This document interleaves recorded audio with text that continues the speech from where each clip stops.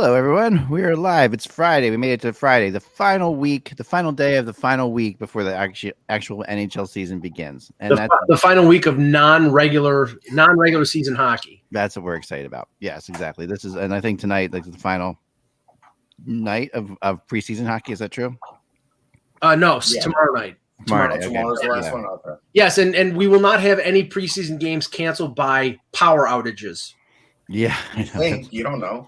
You never know. But anyway, let's go. Russ, what do you got for us this morning? So let's talk about, I guess, semantics, because now Pete Rose has a new gambling podcast. And when everybody jumped on him and said, wait, you're doing a gambling podcast, Pete's like, no. This isn't gambling. I'm a handicapper. And it's like, does Pete even understand what a handicapper is? No. I don't think he does. Well, he's not personally gambling, he means. He's just telling other people how to gamble. We don't know that, but he's saying he's a handicapper. If you think he could handicap a show and not personally bet on it, you're crazy. Well, he was into the horses, Russ, so he probably does know what a handicapper is, but he probably would murder. Who of those handicappers do you think bet on races regularly? Come on, man. I mean, it's like not many. Not many. They're smart. They're smart enough not to bet. Yeah, well, this one's not. And it's just, every couple of years he wants to cry about why he's not in the Hall of Fame. And then he does things like that, like the yearly trip, like Mike said, to, the Kentucky Derby on a train and gives it, gambling advice on that. He used to do that. And now he's going to have a gambling podcast. And it's like, gee, I can't imagine why he's not going to get back in the Hall of Fame. It's just, I think he's gonna get into the Hall of Fame after he dies. It's gonna be like Mike. It's gonna be like Marvin Miller. They won't let him in while he's alive. No. Marvin Miller, that's a whole other. No. It's gonna be exactly like Shoeless Joe Jackson. It will go down exactly the same way. Maybe it will, and it's just. But again, it's just so weird that this guy doesn't see it. Yeah, he really doesn't see it. Because he's an addicted, compulsive gambling fool who threw away his legacy as one of the greatest players of all time because he couldn't keep his money in his pocket. Yeah. For people that always have to have the action, it's like, I get it, but like Pete, that's not a good career move for you. That's all. Yeah. Well, yes, I agree. But Pete Rose, I think maybe he's just given up on the Hall of Fame. Maybe he just said that's enough. That's enough. He might have, but he just said, because if he's what we're talking about, Kevin, is he's actually hosting a gambling show now, which he says is not gambling, but yeah, it's not gambling, Kev. He's a handicapper. So he says he's a handicapper. Well, it's legal, so it's legal. I'm not saying it's not legal. I'm just saying if you want to give off the vibe that you're still gambling and never want to get in the Hall of Fame again, then keep doing it. But Russ, he's not getting in. I mean, I'm sure that's what he's thinking. I mean, one thing that has defined Pete Rose throughout his retirement is he needs to make every nickel he can. So, so I'm sure he's got more autographs out there than Bob Feller. There's no question. Yeah, it's close though. It's close. maybe we could give him a co-host and send Evander Kane his way. Probably something you do, right? But here's I don't know if I want betting tips from Evander Kane. My understanding he hasn't done but as a comedy bit. But here's comedy. The hypocrisy. Here's the hypocrisy: is the fact that baseball is going to has banned Shoeless Joe. Is probably going to ban Pete Rose from making the Hall of Fame, but yet they're in bed with FanDuel. They're in bed with DraftKings. They're facilitating gambling. Yeah, it's a little hard. There's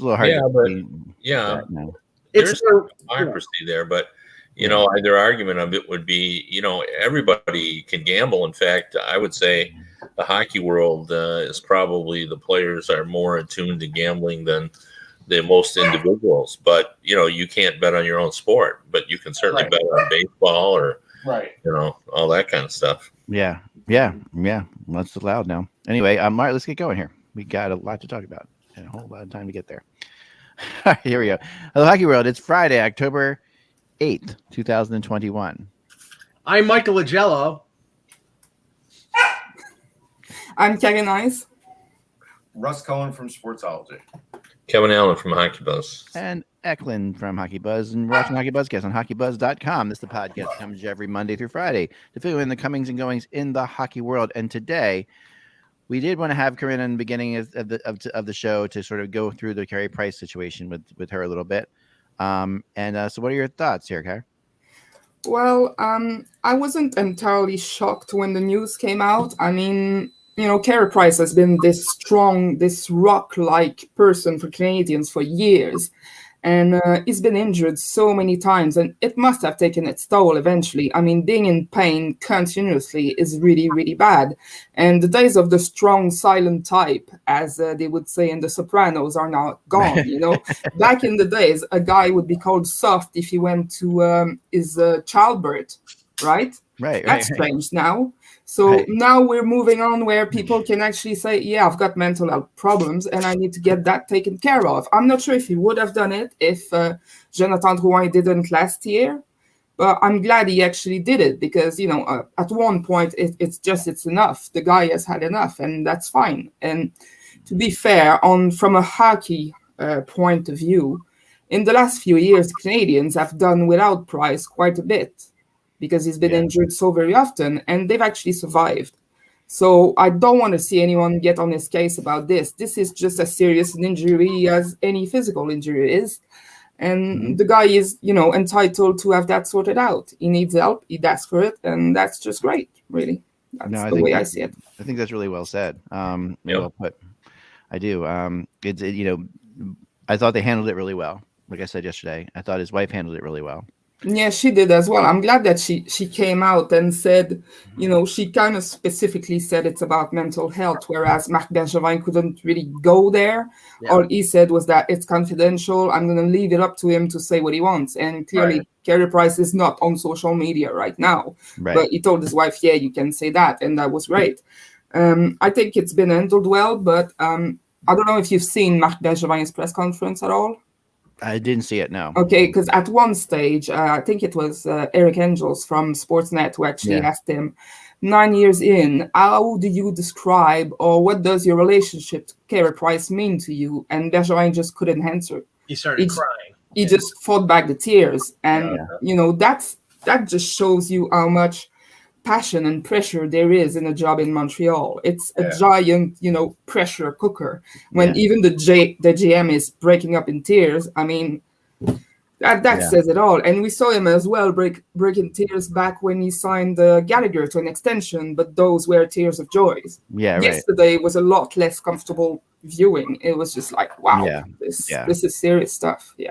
And Corinne, not to move on from Price, but since you brought up Bergevin, I wanted to ask you about the news that the two sides, Bergevin and the Canadians, have agreed, or at least at this point, agreed to table any contract extension talks until after the season. And, there's been some indications that he's burned out, that he may not want to come back to Montreal after, being there for so long.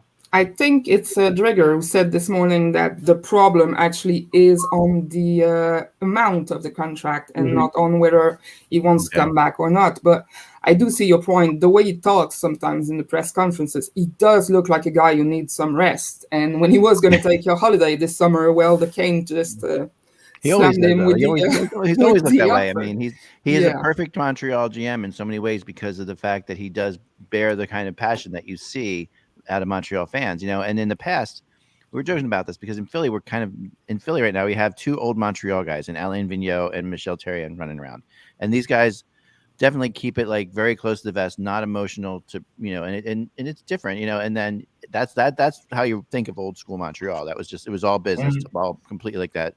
And where Bergevin's been completely different. Like he's all in. It's not just about business for him. Yesterday when he said, "I'm not thinking about Price, the hockey player. I'm thinking about Price, the human being." You could actually see he meant it. No, he meant it. But can you imagine being a GM anywhere else? Like it just doesn't seem like it would be possible for him to GM. Yeah. Well, no, not right now for sure.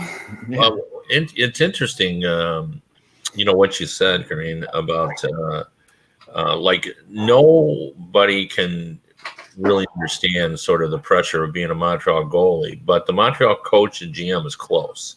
because they're under pressure. And, I don't know if you think about sports, maybe New York, if you're the manager of the Yankees, there are a few places that sort of come with that level of pressure, but certainly in the hockey world, there's nobody that faces the level of pressure as the Montreal general manager, the Montreal coach, and the Montreal goalie. Maybe the Green Bay Packers quarterback, probably in other sports, but I've covered the league a long time, and there are GM jobs that come with very little pressure. They're not the top sport in the city and everything else. In Montreal, it's hard to describe if you don't live there or spend a lot of time there, how much pressure is on them. I'm glad he did it the way he did, because that kind of made me think back to when Patrick Roy kind of lost it on the ice and got himself out of Montreal. And that's what could have happened if it wasn't handled properly. So I'm glad he just went, I need help before it became too much. So, Yeah, it does show, it feels like we're still in the dark ages on a lot of issues in the country. But one of the areas where we have made the strides is the understanding that professional athletes are people, and that they have to be there for the birth of their children, and you're allowed to go home if you have to attend the funeral of a grandparent. And in my time in this league, when I first started, that wasn't allowed. You missed it usually. You hope that your wife gave birth while you were in a home stretch, when you were in a homestand, when you had games. And, I remember the story of, Phil Esposito and the Rangers giving a young player a difficult time because he had wanted to go to the birth of, Bernie Nichols tells the story of when he refused to go to the Edmonton Oilers, that Glenn Sather, because he wouldn't go because his wife was bedridden because they were awaiting the birth of their twins. And Glenn Sather's quote was, "Squaws give birth on the prairie every day." That wasn't that long ago. Enlightened. You're very enlightened. Yeah, I've got another example, though, that shows you how human Marc Bergevin is as well. I don't know if you know who Chantal Machabée is. She's like the first lady of hockey and journalism in Quebec. And in her book, she actually tells the story of when her father, he passed away while she was away in Florida following the team. And she was trying to book a plane ticket home to go back. And Bergevin actually went to her room and said, "What are you doing? You're taking the charter. We'll send you back. You don't need to book a plane. We'll do it for you."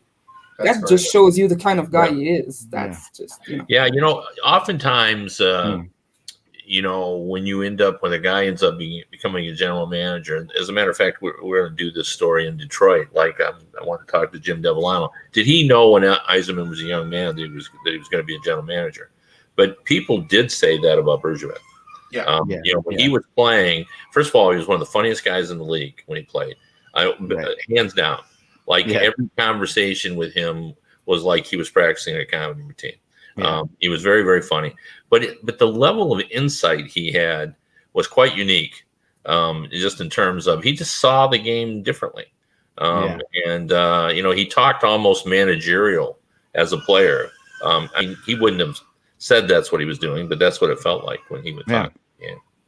Wow, that's interesting. I always love it when you can see guys like that. We've seen a few, like Andrew Ference is one that comes to mind, who I always thought was going to do that at some point, and he was going to be part of either part of the PA or work for a team. There's some guys that just Shanahan for sure. Yeah, Shanahan, you kind of knew. Matthew Schneider, I've talked to recently, same kind of thing. These guys are just like, they have a certain kind of thing about them that really is you can see where they're going to go. Wow, that's really, really cool. And one thing that I just saw about Marc Bergevin as well, Frank Severelli on Twitter is reporting that the NHL wants every single team to play at least 6 exhibition games before the start of the season, and the Canes only played 4, and the Abs flagged it up. Really? There's no love lost there. So what's happening here? So the Canadians have played 4 and they're supposed to play 6. The NHL wasn't. And the Abs pretty much ratted on them apparently. Interesting. Oh, that's funny.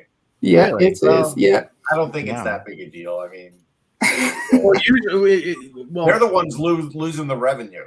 I mean, thankfully, hopefully the 8 or 9 games, which Toronto has traditionally played like every year, is a thing of the past, because I don't know. I mean, basically what these teams by playing that many games do is keep players who clearly have no chance of making the NHL around longer, so they don't inflict wear and tear on the players that actually are going to be in the NHL. Maybe that's giving them opportunity, but it's like, I think that, playing that many games is dumb. It really Well, it's dumb, and it's kind of a buzzkill for the confidence of the team as well, because if you're getting beaten every single time because you're using AHL guys, it's like, what's the point? What kind of opportunity is that? You don't learn anything either, because every game is a hybrid of half guys who will never ever make the NHL in their entire lives, and 6 veterans, and so you don't even know, like, if a rookie performs well. Did he perform well because he's good, or because the lineup in the other team was so bad? Like, I think, like, one thing that I've seen done, if they insist on playing that many games, a few years ago, Toronto and Ottawa played split squad games on the same night. Ottawa in Toronto, at the Canadian Tire Center. One game at Scotiabank Arena, the other game. So you get the work in for your players, you get game action in, but it's on the same night, and it's not the same players playing back to back or something. They want all this covered on TV for the most part, Mike, so they can get more revenue. So that's the only thing about those kinds of games, is they're not coverable. Nobody's going to watch them. Right. That's true. All right. Something else that would be classified as the dark ages was the fight last night between Zach Kassian and McEwen, Zach McEwen.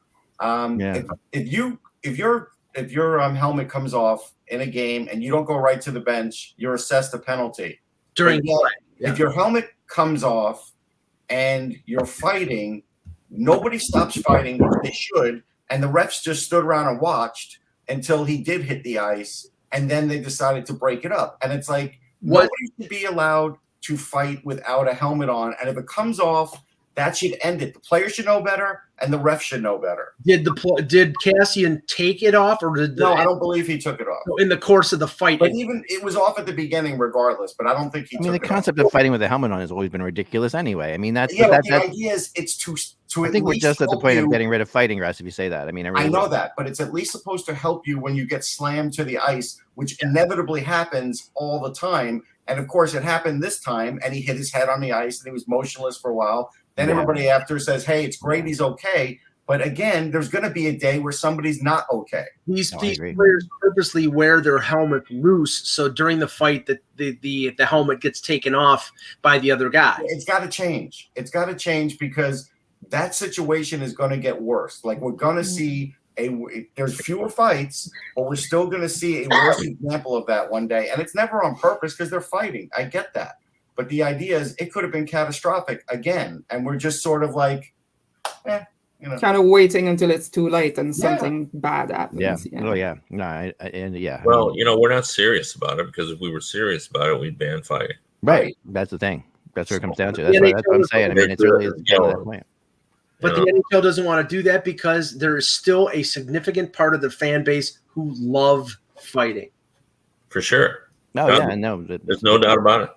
No doubt about it. No, definitely. Okay, Corinne, do you want to hang out? Can you hang out around with us, or do you want to? I can. I've got a day off today. Cool. Good. Great.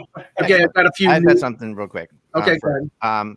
Watching Edmonton, Vancouver last night, and it was a good game. It was It was really pretty much the Edmonton Oilers team. Pretty much everybody was there, and Vancouver, a lot of guys there too. It could have been good if it was the entire Edmonton team. That was good. It was a good game, back and forth.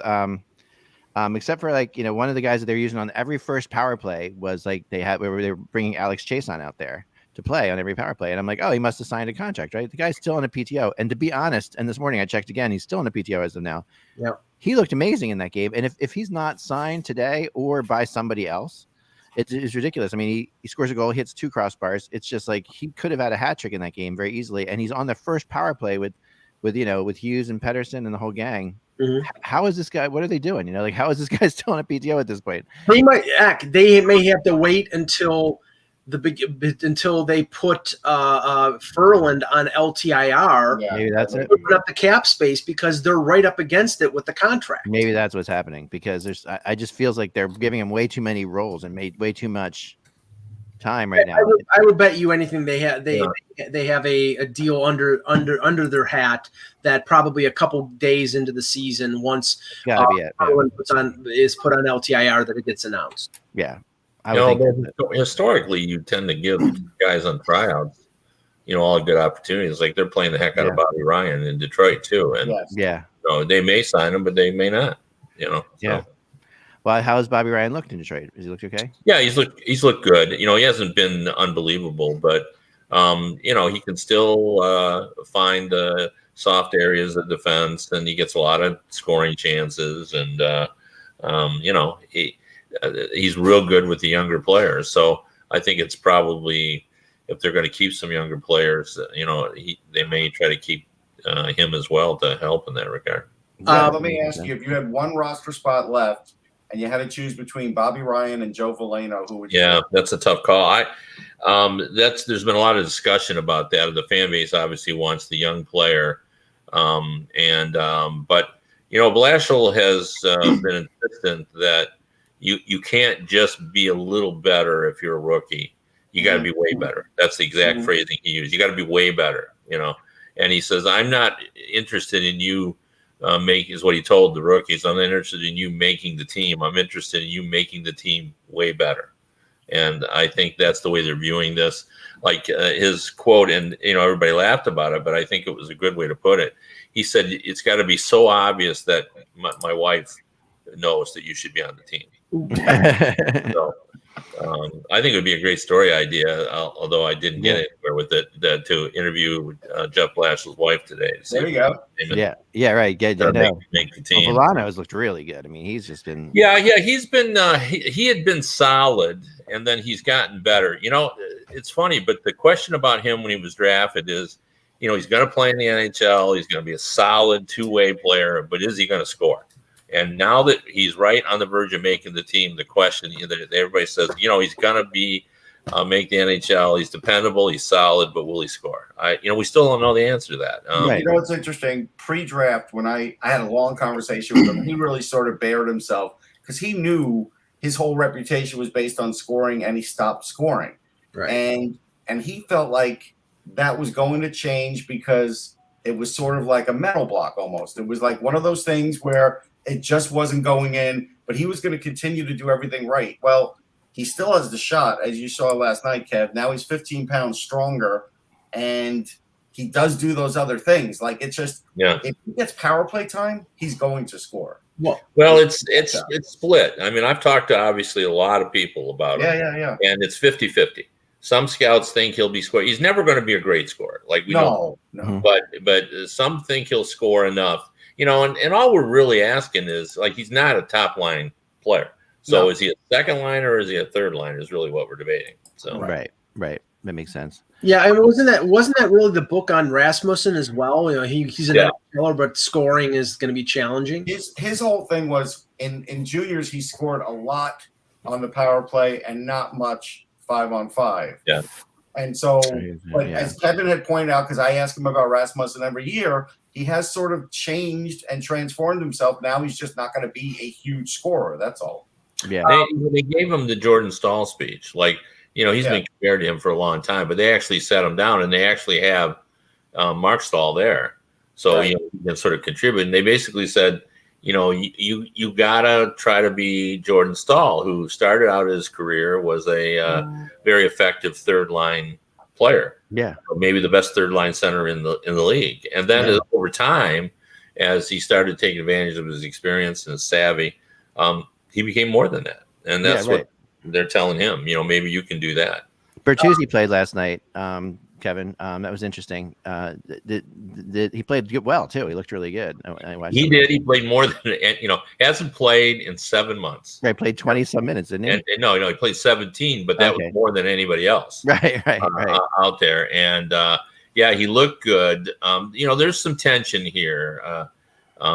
in Red Wings camp over a couple of things, really, but actually 3 things. But one of it is that it appears that the Red Wings management is a little disappointed in Tyler Bertuzzi, and it isn't just about the vaccination. You know, there's some other issues there about his attitude and so forth. So I don't know where we are on Tyler Bertuzzi and the Red Wings. I think they're, because what nobody factors in is not only is he going to miss those 9 games unless Canada changes a border policy, but he's also going to miss a half a dozen practices. There's going to be some logistics problems. They have a Western road swing that then goes to Seattle, so he's going to have to get to Seattle. It's going to be a commercial air. Who knows what will happen, there. So there's a lot of issues associated with this vaccination, and apparently the contract talks. They didn't go, even though they ended up with a contract.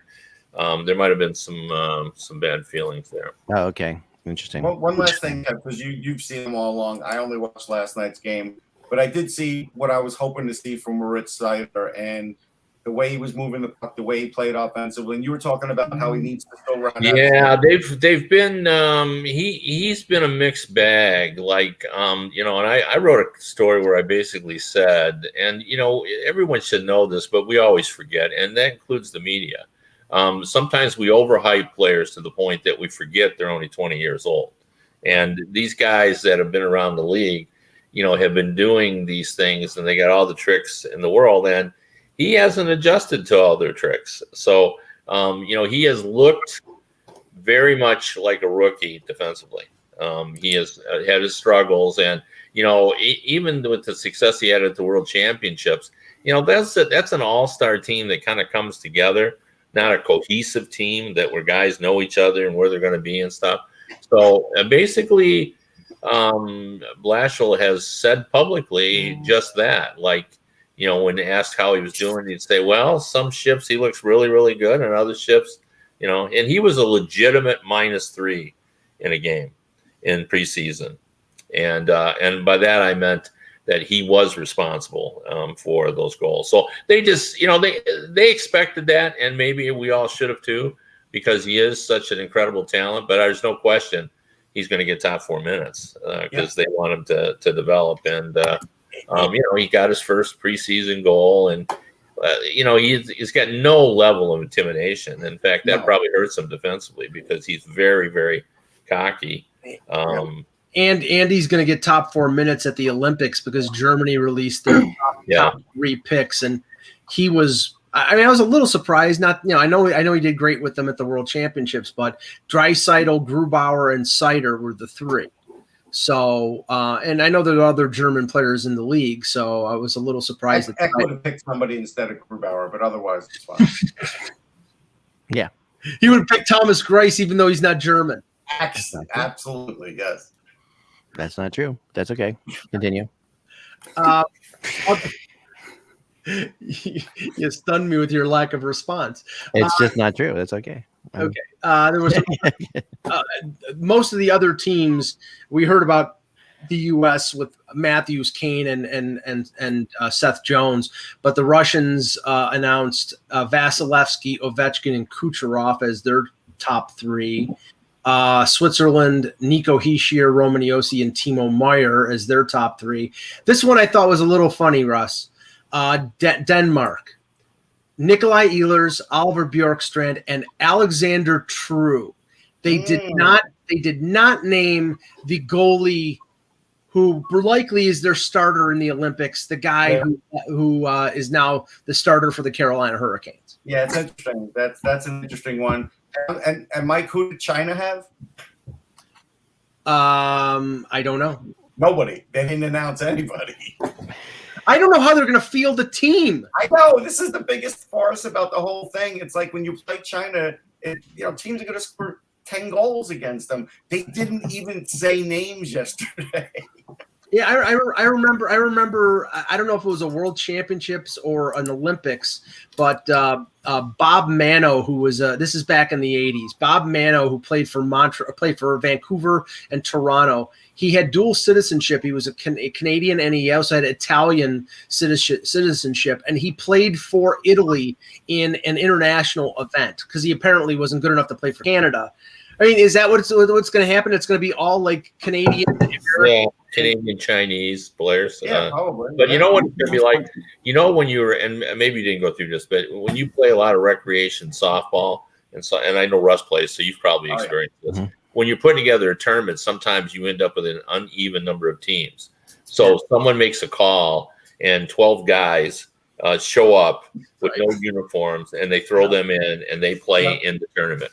So, you just have to accept that. I know it'll irritate you and Mike to no end, but it's just the way it happens. That's what they're there for. That's what they're there for, Kev. I mean, just to irritate you that they don't have a. But I think it's a great tradition that the host country gets a buy into it, and I've seen this before where the team isn't very good, but there won't be any people in the stands, but normally if there were people reveal instead of the names. I'd like to see what their jersey is going to look like. Anything. Yeah. Well, in Korea, we had the teams that were given buys and stuff, and they were fun. Everybody rooted for them. It was a good. Okay, Slovakia has Yaroslav Halak, Eric Cernak, and Andrei Sekera, and Latvia, Rudy Balzers, Zemgus Girgensons, and Kristins Rubins. So, I think it's nice for a guy like Rudy Balzers, who's been sort of kicking around a little, and for Girgensons, who probably could have been a better player. Like, that's nice for them. I'm happy for them. Okay, here's in the Agello annoying column. For the last 3 years, Rubins, and I'm saying that the way his name has been pronounced for the last 3 years, it was Kristins Rubins. Okay, Rubins. Gord Miller on a TSN broadcast, because Rubins plays for the Leafs or plays for the Marlies, all of a sudden started calling him Kristins Rubish. I am not calling him Rubish. I'm sorry. Sounds a bit like rubbish. Right. Very you don't want to sound like that. Caberlet thing. Give me a friggin' break. Anyway, talking about the Mackenzie Black thing, because we have to mention it. Now, it's not a positive, but it's an inconclusive result. And because he sounds like my SATs. But because he's not vaccinated, right? It's like, and so everybody is in a panic here. And this is, right now, Kev, this is the reality for the few players that are not vaccinated. If there's any, these teams are going to have to scramble when there's a situation like this comes into effect because they're not vaccinated. And this is. No, this is and we already have our first positive. Not our first, but Jared Bednar is tested positive. So Jake Gensel as well. Who was Jake Gensel? Oh, I didn't. I somehow missed that. Okay, I didn't know that. We're gonna have that stuff. But when you got a non-vaccinated player involved, it changes the price of poker. So Steve Bernier probably signed on and figured he'd play like 30, 35 games. He might play 50 games.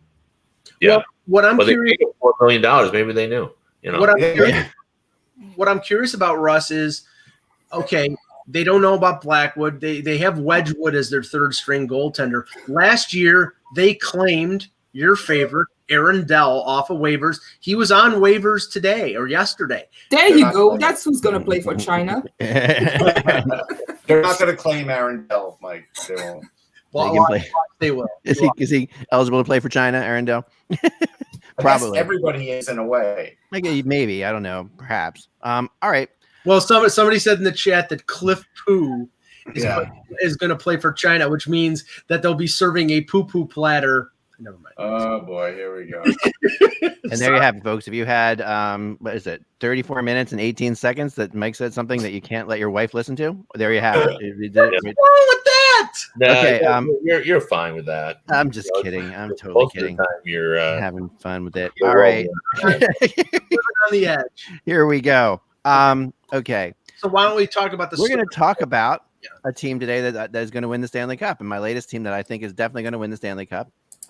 After you guys convinced me it wasn't going to be Montreal and it wasn't going to be Buffalo, Detroit, or who we talked about yesterday. We talked about Calgary. We talked about Calgary yesterday, and by the way, Kev, I did make a bold prediction yesterday that is good. I'm taking a ton of heat from the internet, and that is that Mike, you want to go ahead and tell them what I said? I don't know what you said. What my prediction is for Calgary that we have a bet on. Oh, I said that on Andrew Mangiapane, who is going to be a top 10 scorer. Yes. Yeah. I said I do believe fully that Andrew Mangiapane is going to be a top 10 scorer in the NHL this year. So I'm putting my money down on it. To say Eck has dipped into the wacky weed, I think. Yeah. So I said, Kev, I looked up 2019-20 totals, which is what you could expect for this year, and he would have to have like 70-something points to do that. Yeah, so my bet was that Mangiapane would not break 60 points. So if he gets 61, Eck wins. That's money in the bank right there. Yep. No. Yeah, I mean, and I like him a lot. You do too. Eck does not like him with his ridiculous prediction. We all know. Every once in a while, somebody breaks through and hits it. I just feel like this is and you're going to hit it. You know.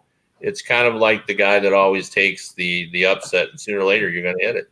You know, so. Yeah, my mother's been playing the same lotto numbers for 50 years. She hasn't hit it. I don't know about that. Yeah, that's true. I really like Andrew Mangiapane. I did watching him play, and met the guy 7 goals last year in the World Championships in 7 games. One of the most valuable players in the World Championship.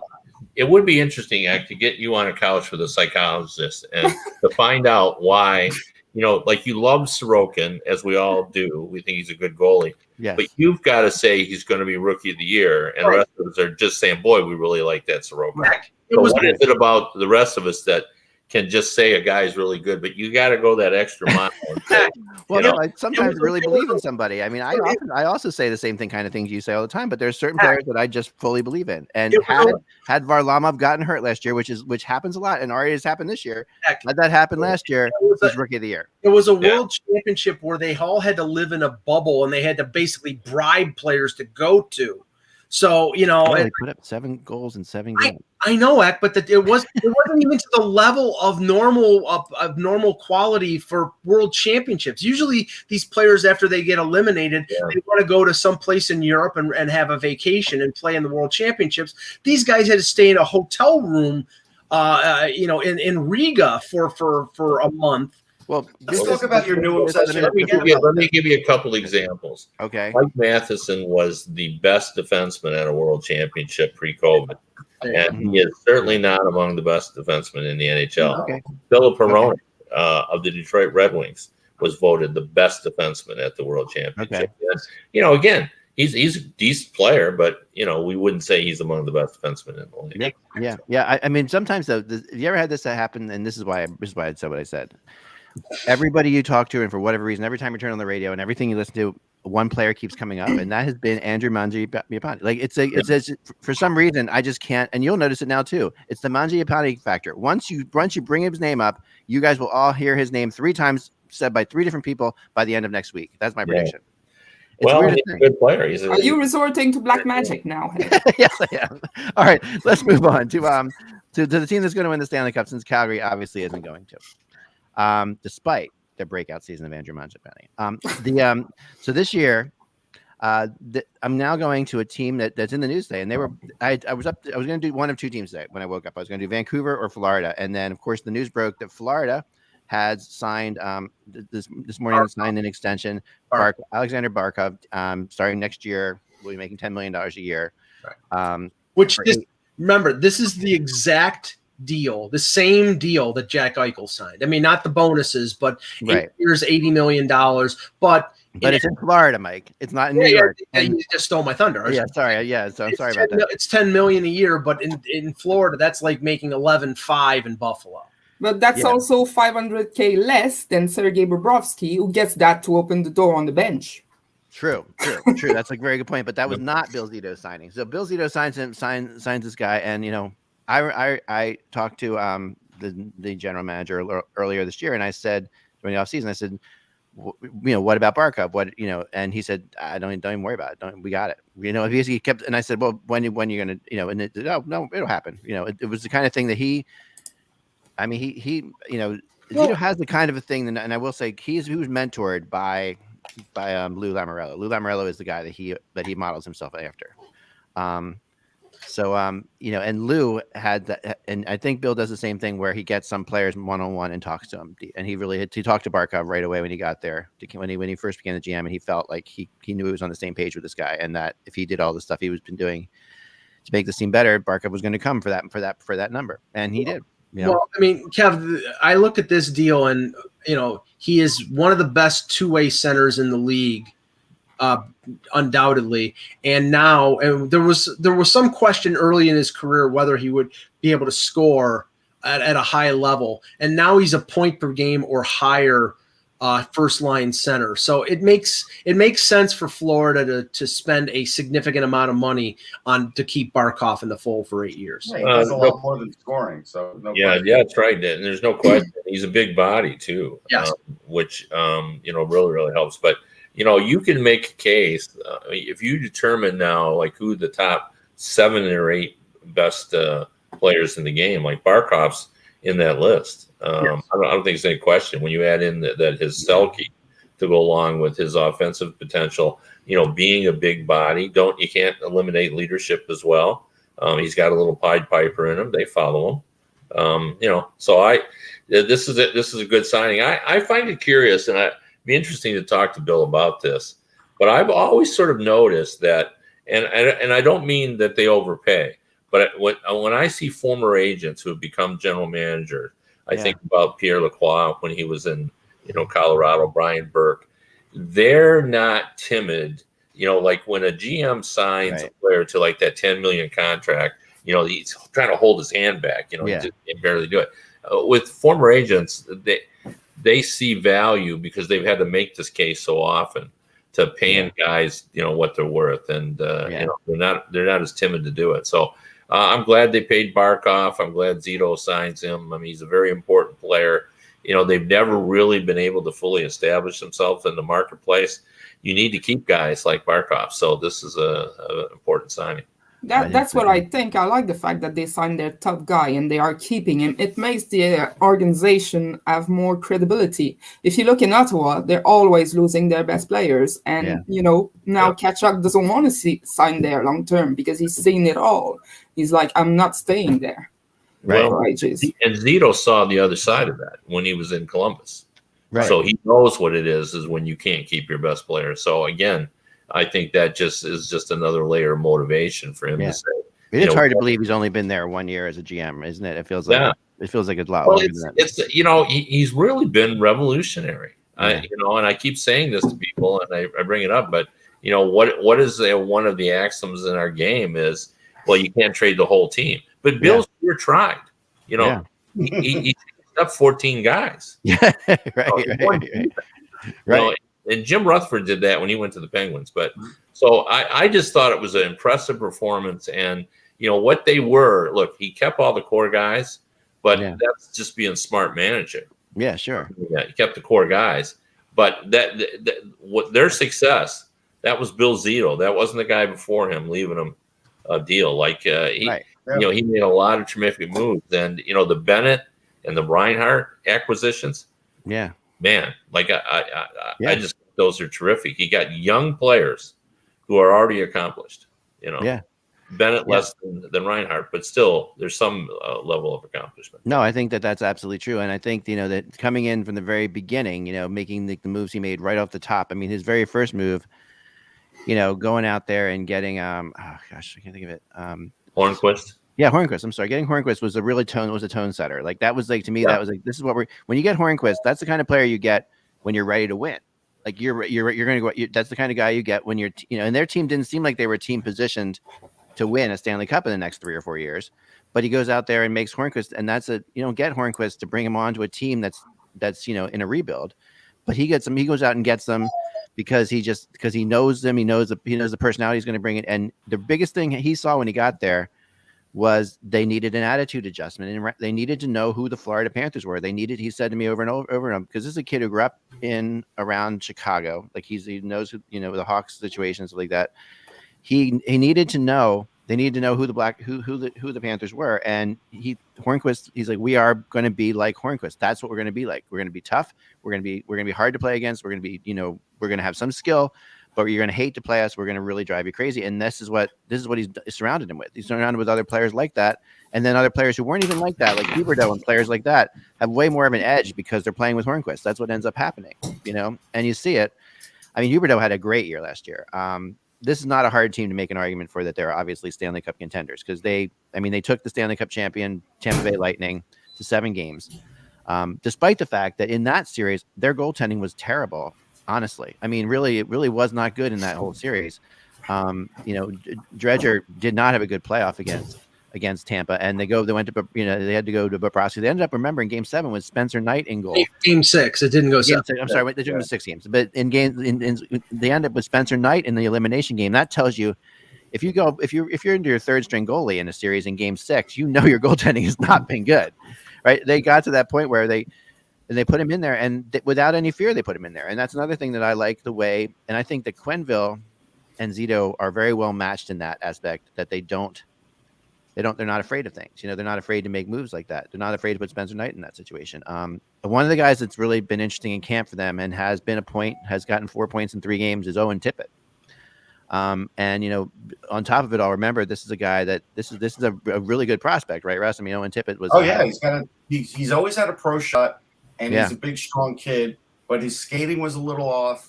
And he was never great defensively. So those were the things that were going to take. I have Owen Tippett fatigue. We've been talking about him. But you know what, Cal? You do, but I agree with you. I agree. He's been, but it feels like he finally, maybe in this situation, has found his spot. Because we've been waiting for him for 2 years. But last year, he only had 18 points in 45 games, and then he scored 4 points in the playoffs. So he actually scored in the playoffs. And I saw him play in the Ontario Hockey League. He's got a lot of talent. I think they just had to really wait for him to be less of a liability defensively.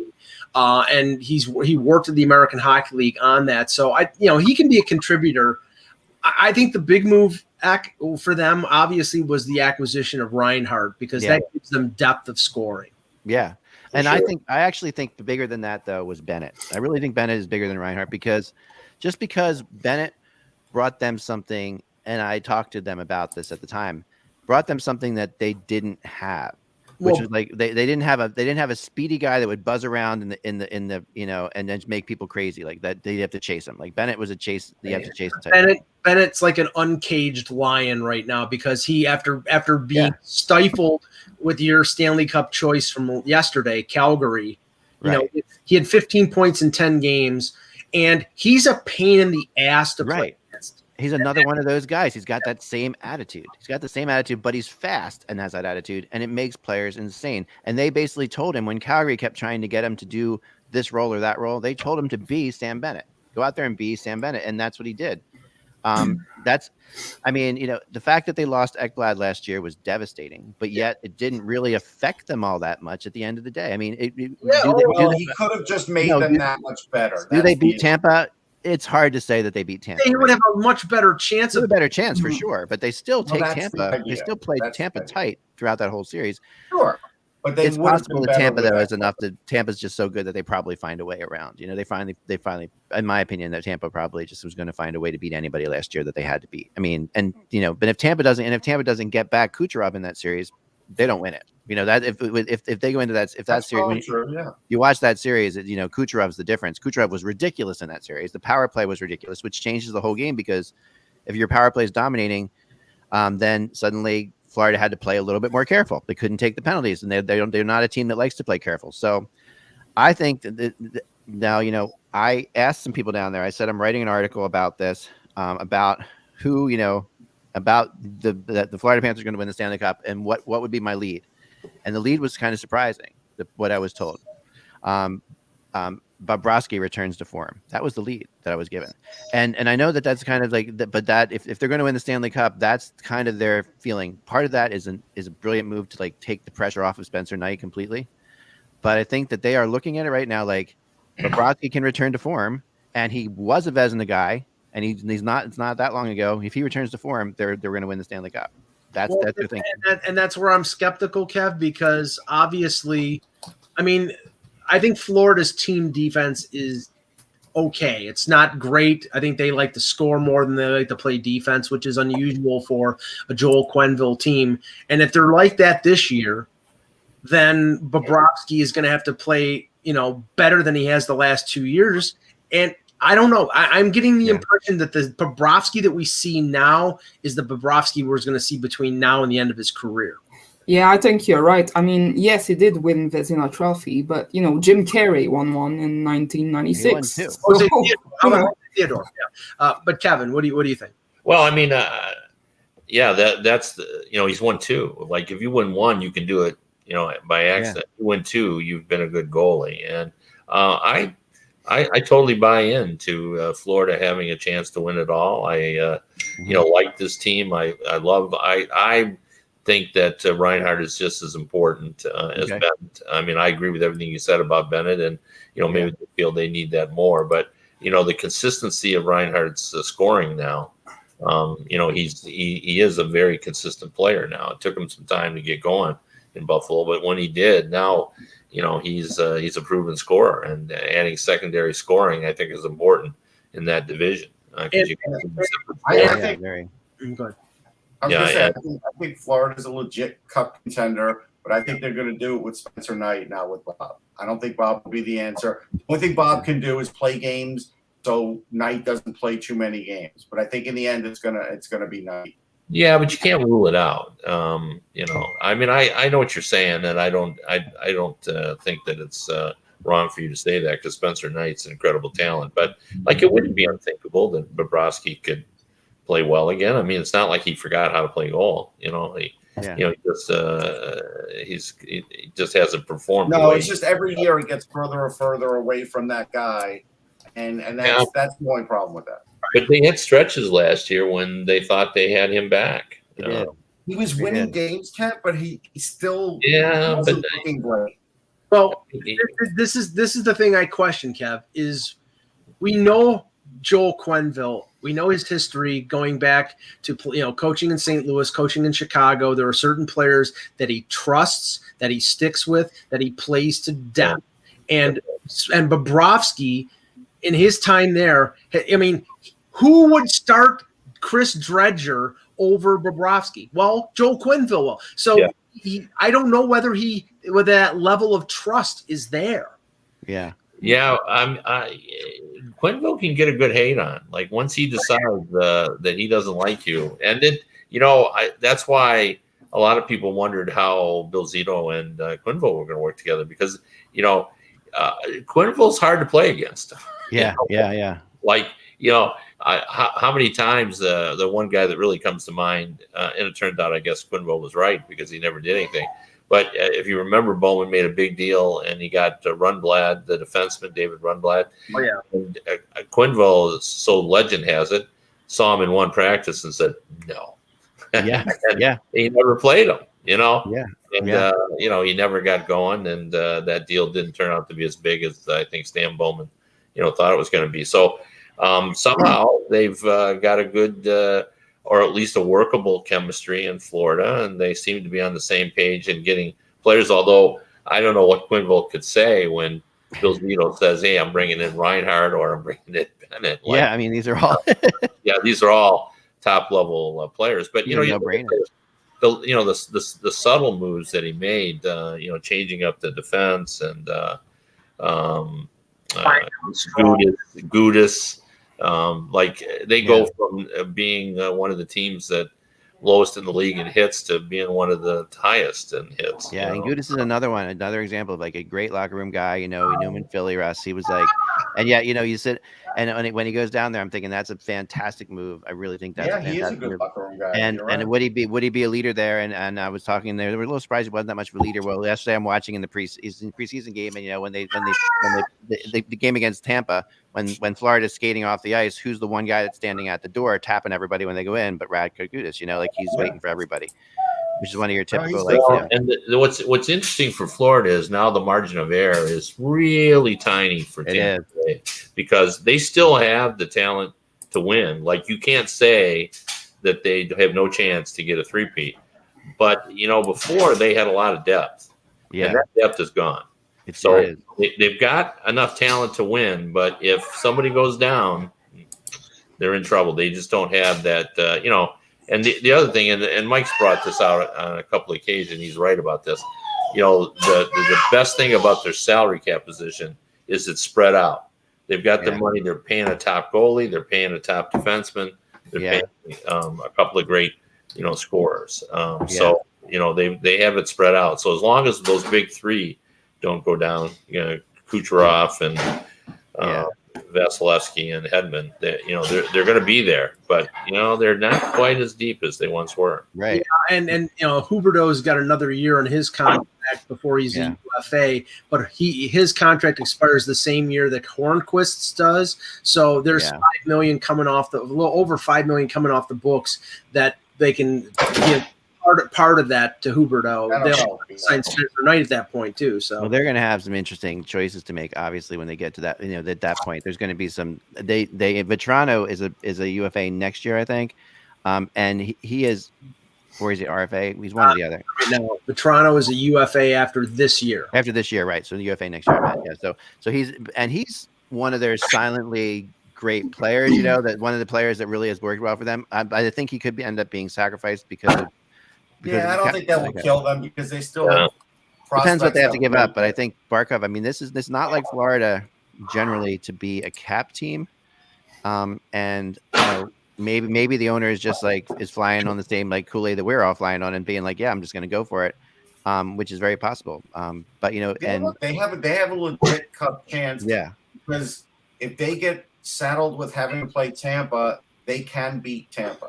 Right, they can be, and that they're the one team that actually Tampa probably doesn't want to play more than anybody else. I agree with that. Okay, so this, Joe Thornton is hurt and he's not playing right now for them. Right, he is also another guy that they got, which is kind of interesting. They did go and get him, and he hasn't been in anything yet. But his Tuscan house in Los Gatos, which I've been to, by the way, because I did a story on him and got to go there briefly.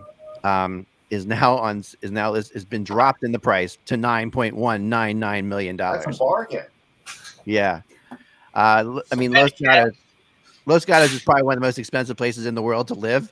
And this is probably one of the nicest houses in Los Gatos. So that's why this is what it is. But this is Joe Thornton, just one of my favorite people in the game, and I just think that I really hope he's okay. I hope he's can buy his house if that's what you want. I wish I could. Yes, I wish I could. But Joe Thornton is interesting because in San Jose, when I got to do a story on him, I followed him for a day. It was really fun to just see the guy basically never leave, never be in anything but flip flops for an entire day, flip flops and ice skates. That's what he jokingly said. Wears flip flops to the rink. Puts on his ice skates, puts on the flip flops afterwards, goes home, hangs out by the pool. He probably eats pizza if he's that into a Tuscan house. Yeah, I think Joe is he also brings another bit of experience to this team, and it's going to be interesting to see how he plays into this. If he's going to play into it, think about the money he saved on razor blades over the years. Is he a fourth? He's obviously the fourth line guy, but he does help your power play. He's a Hall of Famer, and he's also the worst beard in NHL history. When I see the word trim and Joe Thornton, I get hopeful. Don't do that to me. Don't get hopeful. That's just an awful beard. It's worst reenactor beard ever. It looks like General Longstreet from Getty. Lincoln's beard looked better, and that was a scraggly. Yeah, no, that's a bad beard, and Brent Burns isn't much better. No, but I'll say this. Joe is this. I'm sorry, Mike, to interrupt you. I apologize. Then you, please. But I'll say this: isn't Joe Thornton the perfect guy that that Barkov hands the Stanley Cup to first? When he wins it. Oh yeah. I'm not saying it's just that kind of story that you can. It's always that kind of guy who's been a Hall of Famer, legendary guy. But I can say this after watching Joe Thornton for most of the 56 games last year and 7 games in the playoffs. Not to say he's spent, because I think he could still play a fourth line role. But I think what's going to end up happening in Florida is the same thing that happened in Toronto. They're going to give him an increased role early in the season. And this is not a 56-game season where they're only traveling in Canada. It's an 82-game season. He can't play all 82 games. He'll be dead at the end of them. If they spot him in and maybe play 60 games, then he could be effective in a limited role. But he's slow.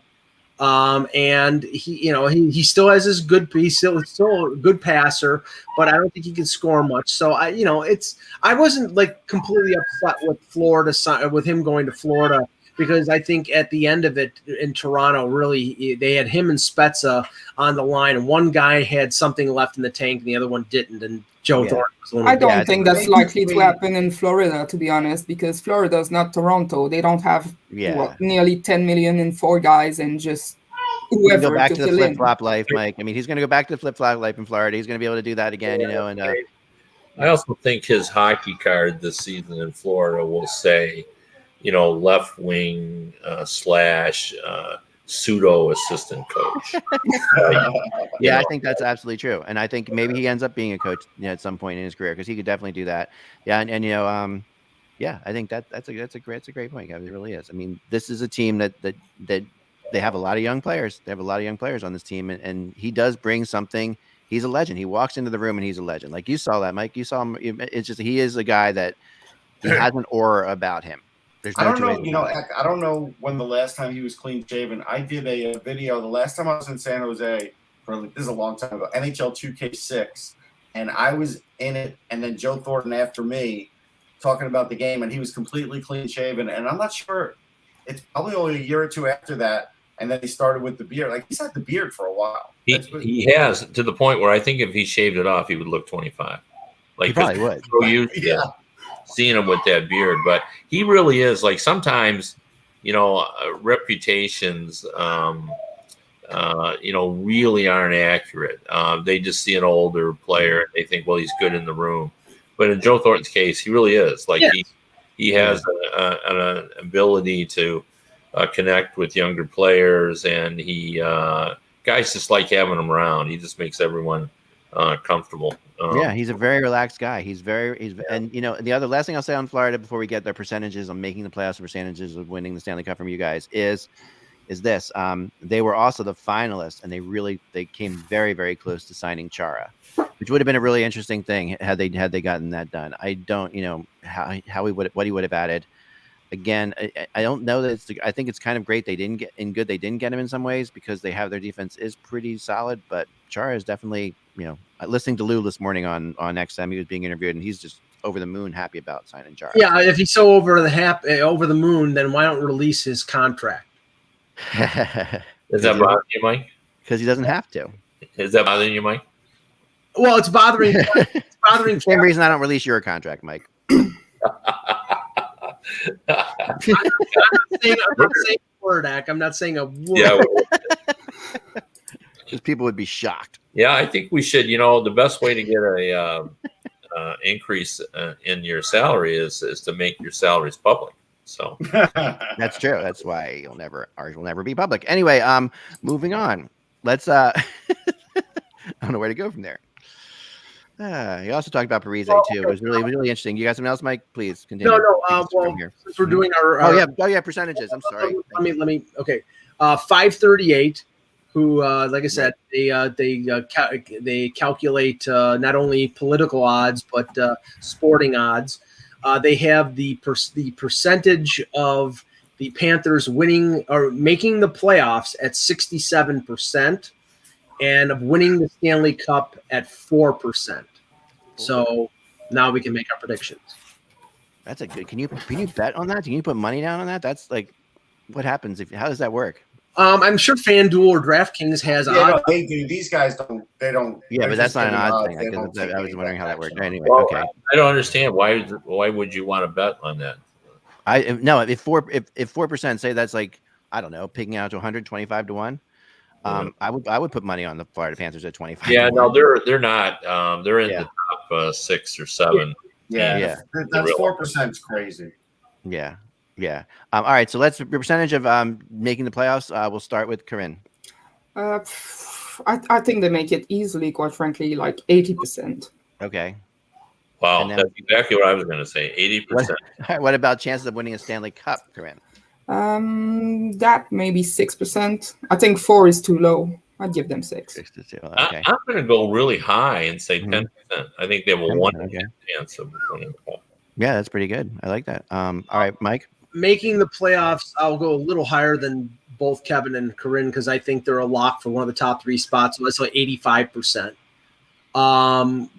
Cup, I'd say a little higher than what 538 has. I'll say 5%. They have to get through Tampa, and they have to get through that playoff juggernaut Toronto to be able to. Okay, Russ. I'll say 90% for the playoffs. Okay. And I'm going to go 20% for the cup. Okay, 20% for the cup. 20? Yeah.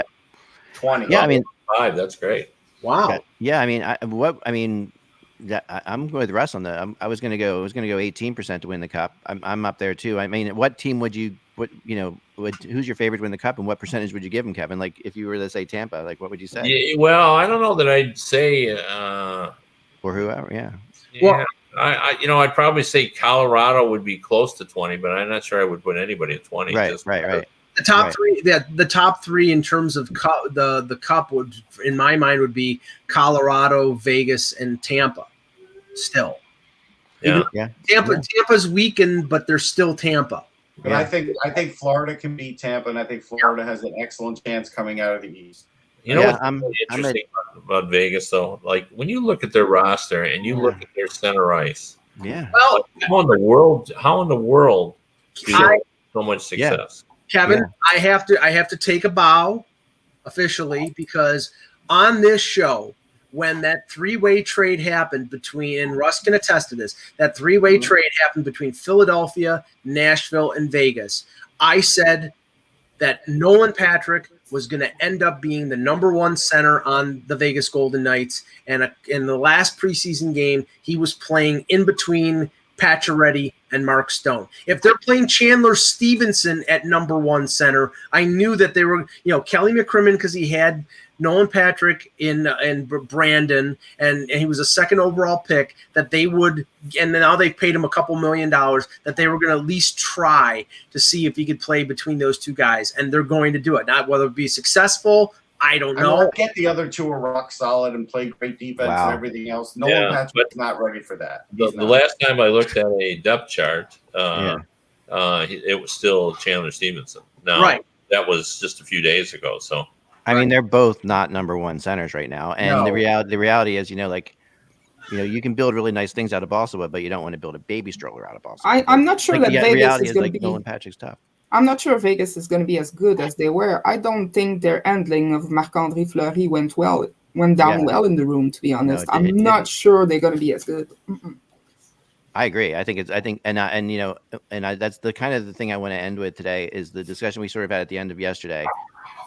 Which is my theory that the Western Division is not the worst division in hockey, and everybody else seems to. And I know they had 2 teams last year, only 2 teams in there made the playoffs because of the way things are realigned. But I think that people are way off about this. Like, I think that division is going to be much better than people think they are. The Pacific Division is by leaps and bounds the worst division in hockey. I can't even imagine another division being worse. Yeah, they've got 3 teams that have no chance of making the playoffs. 3 more than any other division. What 3 teams have no chance of making the playoffs? Anaheim and Seattle have literally no chance of making the playoffs. Everybody says Seattle has a chance to make the playoffs. I mean, Seattle's been. That's because they're saying that because Vegas did, so they can cover themselves. Right. If they believe it or not is another story. That's because that division is so weak. Is the only reason they're saying Seattle. Right. That's most of the reason that they're saying it. All right, but okay. And they're weaker at the top as well. Yes. All right, that's where I kind of disagree. Because I think people are way underplaying. I think Edmonton's going to be better than they were before. Yeah. I think Vegas is always good, right? Give me a chance to finish. I think Vancouver is going to be much better. In fact, they're my pick to come out of the West right now. And I think Vancouver and I'm watching him last night. I'm still convinced of this. Just that team has everything going for it, and they're just about ready to explode. Calgary is, as I guess we talked about yesterday. I think Calgary is going to be a lot better than people think they are. And LA is not a pushover anymore. I will give you San Jose and I will give you Anaheim, but LA without Byfield now is not going to be that hurt. Yeah, that's a tough loss for them. That's a devastating blow. It is. I think LA will be improved. I'll grant you that. I think Calgary could be improved if they are physical like Daryl Sutter wants them to be. Where you are totally off base, and we'll go at this the entire year, is your faith that Edmonton is going to be a good team with that crap goaltending tandem and that defense that is bizarrely bad. I don't know how anybody can think they will. This is the way I see it. The way I see it for Ed. You could do the cola challenge with that and say, there's Coke, there's Pepsi, and then there's like RC, and he'll pick the RC. He'll make the argument that RC is better than the other two. No, he'll pick Take a Boost. No, I would. That's true. But the surprise, honestly, there's always a surprise division. This is the surprise division that we're going to see teams come up in this division that people are just ignoring. Like they're just flat out ignoring. And I'm watching Seattle. You guys know that I picked Seattle to finish. Is it 3 in the division? 4? Like, how many are going to make the playoffs out of that strong division? 4. There's going to be 4 out of both. And I know everybody else thinks it's going to only be 3, but there's going to be 4 because you're going to beat up on the bottom teams. So. Exactly. There you go. All right, maybe. But I also am impressed more so with Seattle than I thought I'd be. And I'm wearing my Seattle hat today, by the way. It's a preseason. It's preseason, but it was preseason too when Vegas looked so good. And then suddenly, that's – and I'm not saying that they are great, and I'm not even saying that I'm a Grubauer fan. You're not a Grubauer fan. You know that. 16 Lions 4-0 in the preseason. The Detroit Lions, when they went 0-16, weren't they 4-0 in the preseason? Yeah, that's right. Yeah, well, that's football. That's what preseason means. That's football. Football is totally different sport, Mike. I'm not saying hockey. I'm not. It is. I mean, the Lions couldn't beat the Seattle Kraken if they tried. I mean, the reality is that they play different sports. Okay, so that's all I can say. But weird comment. I have to. The historical accuracy of this is inspired. The Sabres tanking harder than Rommel in North Africa. Mike's in their history major, so explain, Mike, what the hell that means. That is, Rommel was the German general, the Desert Fox in Africa, and was anyway. Never mind. Tried to assassinate Hitler too. So that's true. He was part of the plot. Okay, all right, there you go. Then he's a good guy.